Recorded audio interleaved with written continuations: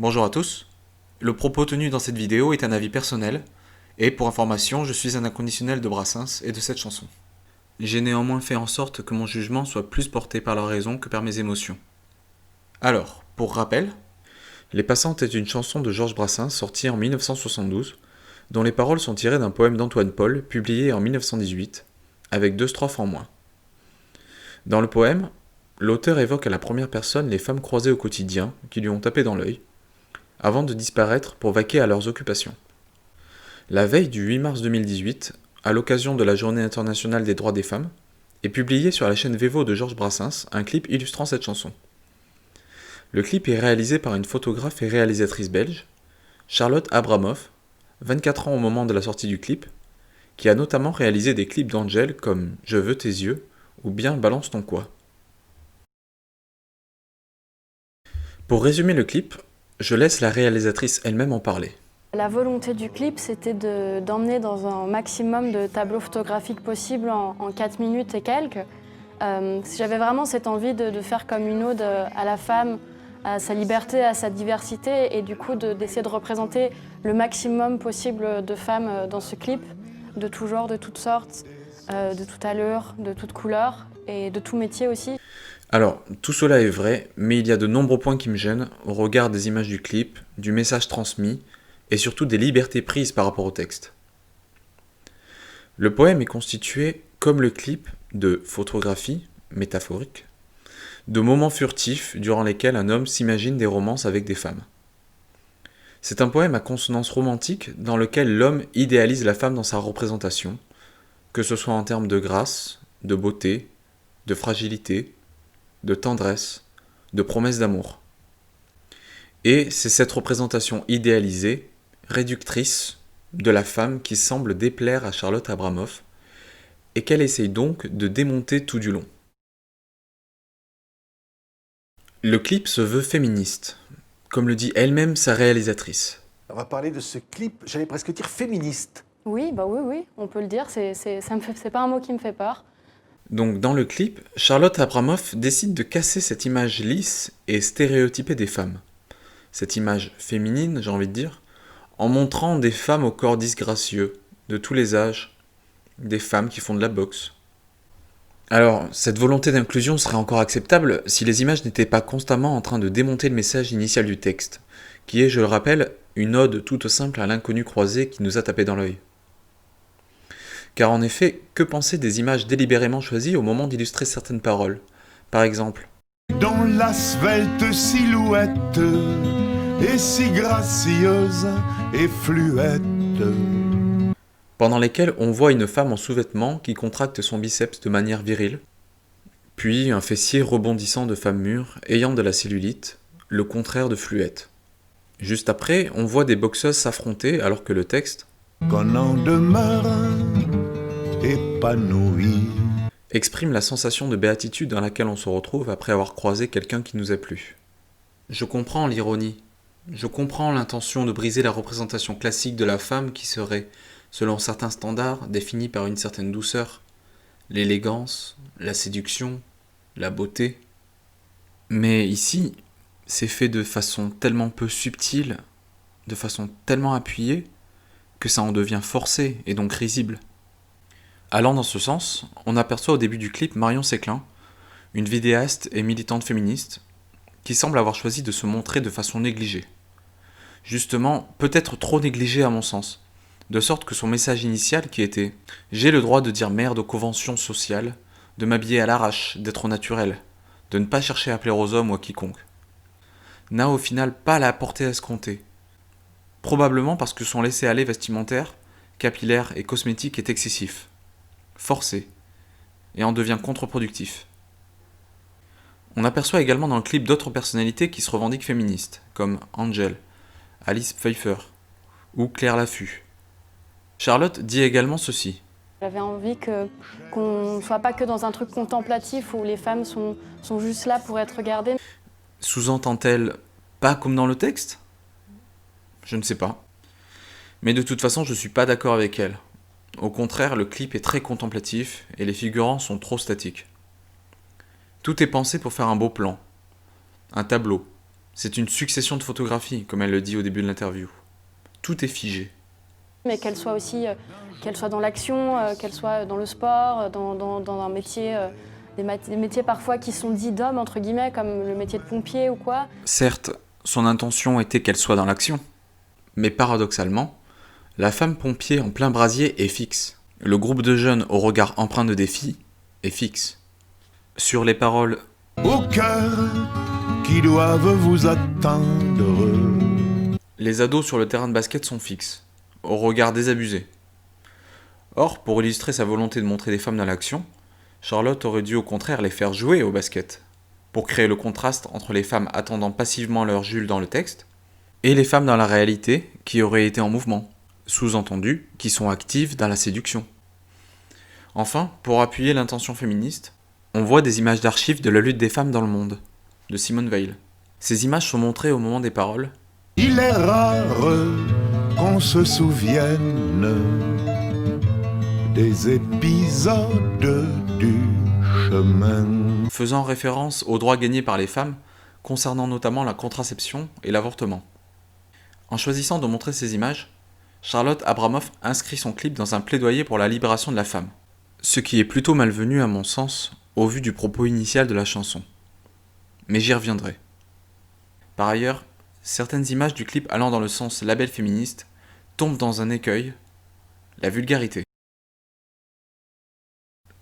Le clip commence sur une succession d'objets dont la disposition rappelle un sexe féminin, une vulve, ce qui me fait penser aujourd'hui à la pub Nana, Viva la vulva, qui avait fait polémique un an plus tard. On peut voir ensuite un schéma représentant les organes reproducteurs féminins sur un mur, puis des règles sont montrées, ce qui rappelle également la pub Les règles c'est normal de Nana, sortie début 2018, quasiment en même temps que le clip. Et enfin, le dernier plan du clip représente un sexe féminin formé par des gens en plan zénital, avec les détails du clitoris et du vagin. Charlotte dit Donc je suis vraiment très touchée de cette espèce de lien intergénérationnel qui se fait. Et je pense que c'est super aussi pour les spectateurs et que ça permet au film d'être vu par toute tranche d'âge Oui. en fait. Alors, je comprends pas comment elle peut dire ça. Est-ce que ça fait partie du combat féministe de montrer des vulves ? Est-ce que ça crée véritablement du lien intergénérationnel ?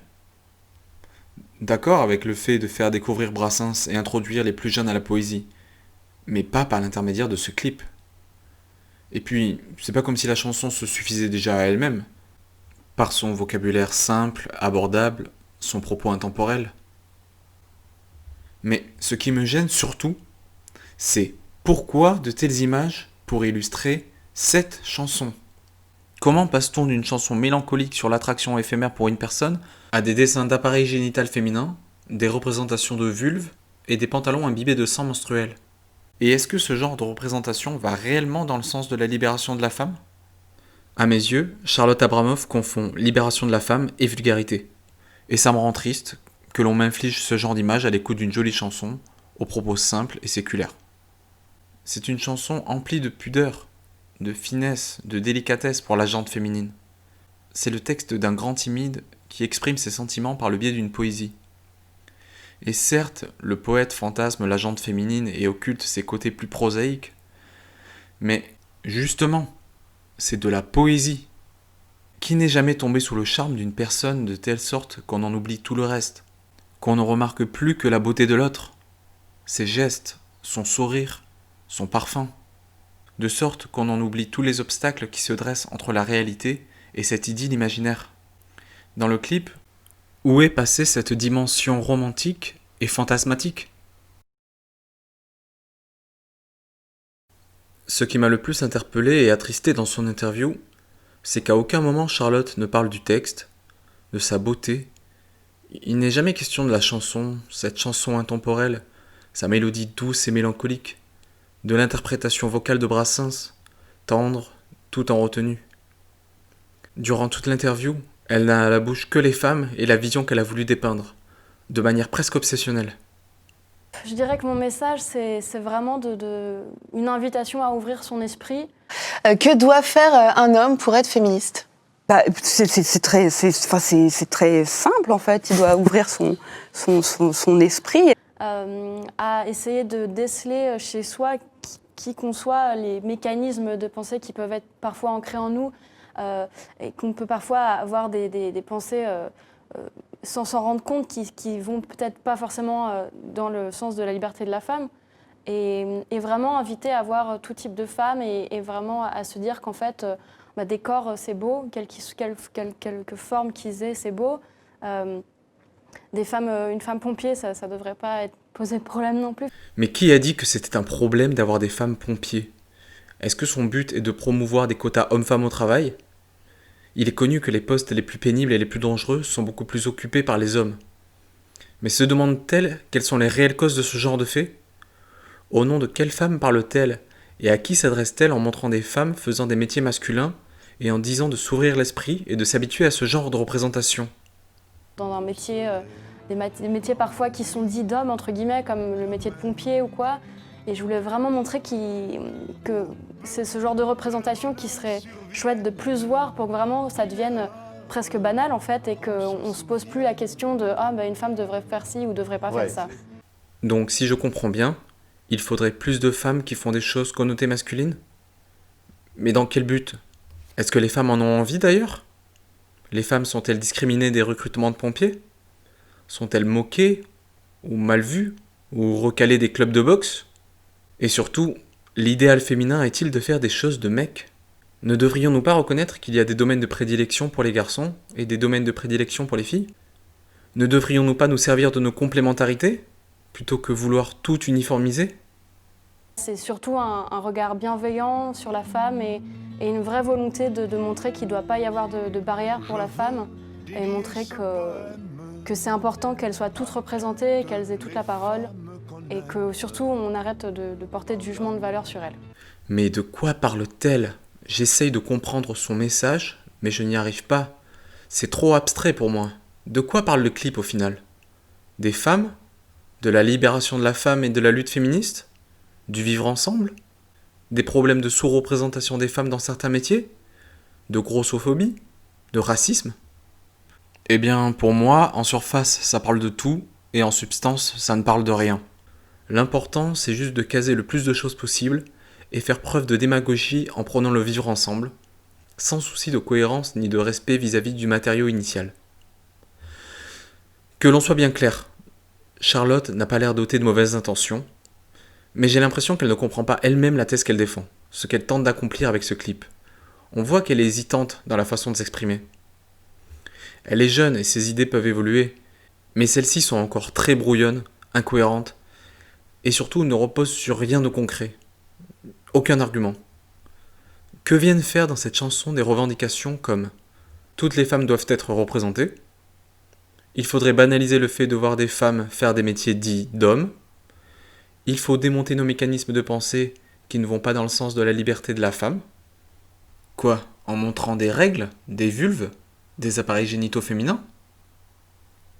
Le clip souhaite défendre certaines femmes face à une discrimination qui est inexistante dans le poème. Charlotte se mue en défenseur des femmes par le biais d'un universalisme primaire dans une chanson qui ne s'y prête pas. Dans les commentaires YouTube du clip, on remarque que les avis divergent, mais que les plus populaires sont globalement positifs. J'ai donc sélectionné les 3 commentaires les plus populaires pour y répondre. Et le clip n'est pas l'image du texte ici, il en est plutôt une forme de réponse. D'accord, mais si cette hypothèse est vraie, y a-t-il réellement besoin d'une réponse à un poème qui est une ode aux inconnus croisés que l'on n'a pas eu le courage d'aborder ? Le clip prend le parti d'aller à contre-courant des paroles. Dans la chanson, Brassens nous conte le point de vue des hommes, simples spectateurs de la femme et de sa beauté, concevant et idéalisant des histoires d'amour. La femme est désincarnée, devient un rêve et un fantasme. Les images, au contraire, reflètent la gente féminine dans sa réalité désenchantée, parfois joyeuse, parfois malheureuse. Les femmes redeviennent alors des personnages concrets et conscients, en opposition avec la vision presque immatérielle que les hommes peuvent avoir d'elles. Ainsi, 2 points de vue opposés mais finalement complémentaires qui se rejoignent harmonieusement dans ce résultat final. Je suis d'accord avec le fait que la femme est désincarnée dans le poème, mais dans le clip aussi. Les images sont extrêmement lisses et publicitaires. Les corps sont montrés de façon extrêmement esthétisée, avec un éclairage parfait, sur des fonds unis absolument pas naturels. Tout est extrêmement froid, terne, avec des couleurs pastel. Tout est millimétré, aseptisé, mis en scène au cordeau.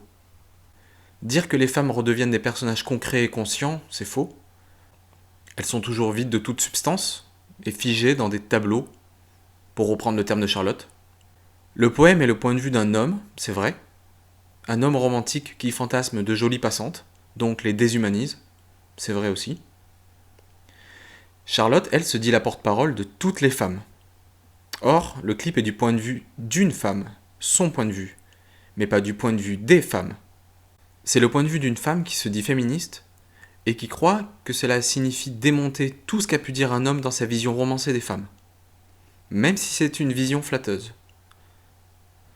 À ses yeux de féministe, de post-féministe, j'ai envie de dire désormais, il faut démonter cette vision masculine, anéantir ce regard de l'homme sur la femme, le détruire, en montrant des menstruations, en montrant des vagins, en montrant des vulves, en montrant des femmes qui se battent, des femmes pompiers, des femmes qui ne sont pas gracieuses. Comme si c'était un mal que la femme soit un objet de désir dans le poème.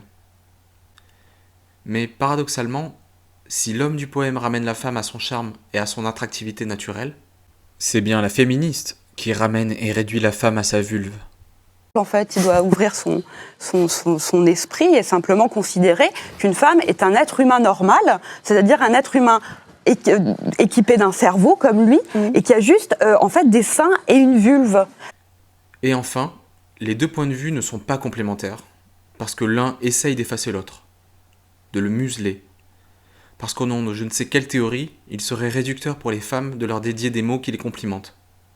C'est un caprice de petite fille gâtée, jamais satisfaite, qui s'invente une oppression. Un dernier commentaire populaire dit ceci. Pour la première fois en écoutant cette chanson, je comprends le mot passante comme femme de passage sur terre, et non comme femme qui marche dans la rue. Je trouve ça assez étonnant aussi d'avoir traité cette chanson de cette manière, et justement c'est ça la beauté d'un clip. L'art réel est libre de s'approprier la chanson, de l'interpréter à l'image comme elle l'entend. Et ici, Charlotte Abramoff ne s'est pas simplement contentée d'illustrer bêtement les paroles de manière littérale. Elle a raconté un truc en plus avec, au goût du jour. Elle avait un message à faire passer, elle l'a fait avec talent. Pour moi, un clip c'est ça. C'est pouvoir raconter une histoire en plus de celle que raconte déjà la chanson. Alors, pourquoi pas comprendre le mot passante au sens de femme de passage sur terre ? Je trouve ça vraiment intéressant. Mais si ça avait été le cas, le clip aurait dû assumer ce choix en adoptant une certaine forme de narration, avec des éléments comme l'enfance, la famille, les amis, les amours, les loisirs, la mort. Des éléments qui évoquent le passage sur terre, et pas seulement de temps en temps des images de vieilles dames par-ci et de femmes enceintes par-là. Ici, la narration est inexistante. Il n'y a aucun fil conducteur. C'est une succession de tableaux sans queue ni tête pour fourrer le plus de diversité possible. Au moins, le poème avait pour lui une certaine cohérence et un fil narrateur. Très basique et littéral certes, mais présent. Et je suis d'accord avec le fait qu'un réalisateur peut prendre des libertés par rapport au texte, qu'il doit insuffler sa vision dans ses images. Mais cela ne devrait pas non plus justifier toutes les dérives. À savoir faire des contresens quand les paroles s'y prêtent, ou bien appliquer une idéologie malvenue. Il faut un juste milieu. Un bon clip qui ne se contente pas d'illustrer devrait pouvoir s'imbriquer dans les idées du message initial sans forcément le paraphraser, tout en étant riche en symbolisme, en idées visuelles et narratives. Par exemple, le clip de Gringe, Scanner, ou encore le clip de Pauline Croze, Tu es partout. Le clip de Da Silva, La Crise, ferait un meilleur clip pour les passantes que le clip des passantes. Les femmes du clip de Da Silva sont des jolies jeunes femmes qui posent sur un fond noir. Certes, avec un clip comme celui-là, l'ode à la jolie passante serait illustrée de façon littérale, mais au moins le message serait respecté. Et on va peut-être me traiter de macho, de porc, de rétrograde, mais désolé si les hommes préfèrent regarder des jolies femmes. Même en essayant vainement de déconstruire cette tendance millénaire, vous n'y ferez rien. En général, les jolies femmes qui prennent soin d'elles plaisent aux hommes. Et en général, les beaux hommes avec de la barbe et une certaine carrure plaisent aux femmes. C'est comme ça. L'auteur du poème aimait les jolies femmes et leur a rendu hommage, que ça vous plaise ou non.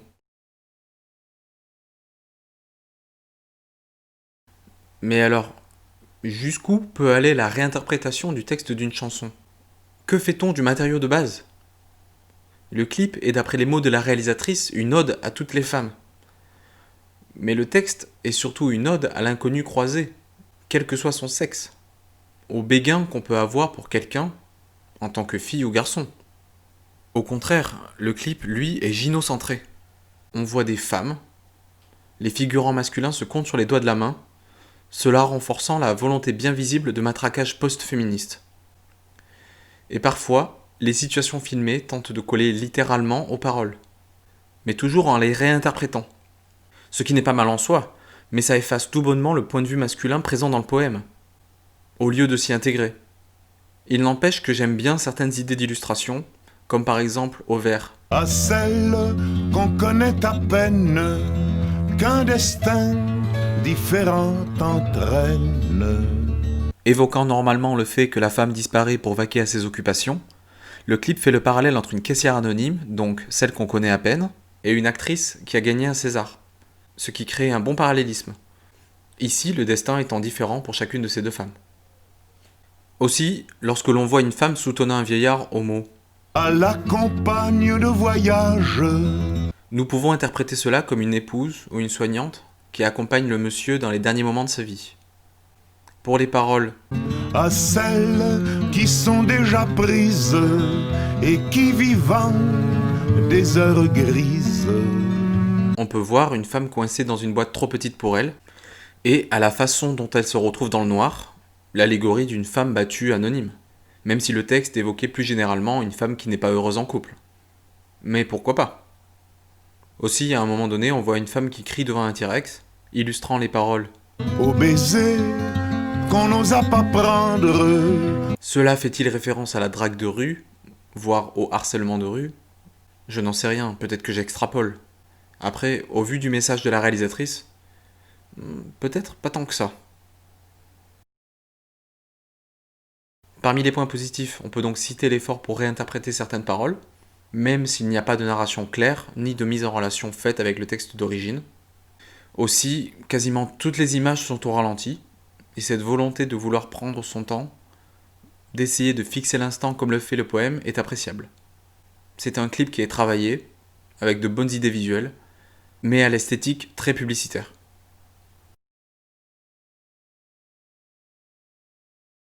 À travers ce texte, deux grands timides placent la femme sur un piédestal. Et si une objectification s'opère, la femme en est réduite à une silhouette enivrante qui traverse la vie du narrateur. Pas à sa vulve. Je pense que Charlotte Abramoff se trompe de tribune pour faire passer ses idées féministes, et je pense par ailleurs que le combat féministe n'a rien à voir avec le fait d'oser montrer des vulves et du sang menstruel. Ce genre de pratique n'est pas subversive, c'est tout simplement vulgaire, et de surcroît hors propos vis-à-vis du matériau de base. On perçoit le fait qu'elle n'apprécie pas que la femme soit idéalisée, déshumanisée dans le texte, réduite à une silhouette, à sa beauté avantageuse. Et on sent sa volonté de déconstruire tout ça, en prônant la représentation de toutes les femmes, sans exception. Elle le fait de façon très maladroite, et on sent dans l'interview qu'elle ne croit qu'à moitié à ce qu'elle dit. Qu'elle se persuade qu'il ne faut pas tomber dans l'objectification de la femme, à aucun moment, que c'est le mal. Comme si le propos du poème était comparable à la vision des prédateurs sexuels qui se représentent la femme comme un bout de viande. Seulement, en faisant cela, elle tombe dans une bien-pensance universaliste mièvre. Or, on sait pertinemment que toutes les femmes ne peuvent être représentées dans un clip de 4 minutes, en termes de morphologie, de physique, d'ethnie, de handicap, de convictions religieuses, de métier, j'en passe. En cela, elle exclut paradoxalement certaines femmes, et surtout, qui est-elle pour vouloir parler au nom de toutes les femmes? Est-ce que toutes les femmes veulent être associées à ce clip? À la représentation des menstruations, de clitoris, de femmes à la force masculine? Le problème de ce post-féminisme, ou néo-féminisme, c'est de croire que tout ce qui a trait à la levée des tabous, à la cassure des traditions, à l'émancipation de la femme, est fondamentalement une bonne chose. Que tout changement égale progrès, que toute nouveauté égale avancée, sans distinction ni nuance, ce qui est malheureusement un raccourci faux et pernicieux. Pour conclure, cela m'attriste de voir une si belle chanson affublée d'un clip qui ne lui rend pas honneur. Parce que son texte est celui d'un grand timide à destination des femmes. Parce que son interprète est également un grand timide qui, par sa prestation musicale, a transcendé, bonifié le poème en lui donnant une dimension aérienne, enchanteresse, intemporelle. À l'image de ces moments de grâce que l'on vit parfois en croisant une inconnue ou un inconnu, et qui nous laissent rêveurs pendant quelques minutes, que l'on se remémore parfois plusieurs années après et qui nous tiennent encore chaud. Ces moments suspendus emplis d'une magie insaisissable, ces rencontres furtives, éphémères, et pourtant à jamais immortelles. Emmerdante, emmerdeuse, emmerderesse si tout. Elle passe, elle dépasse, elle surpasse tout. Elle m'emmerde, vous dire.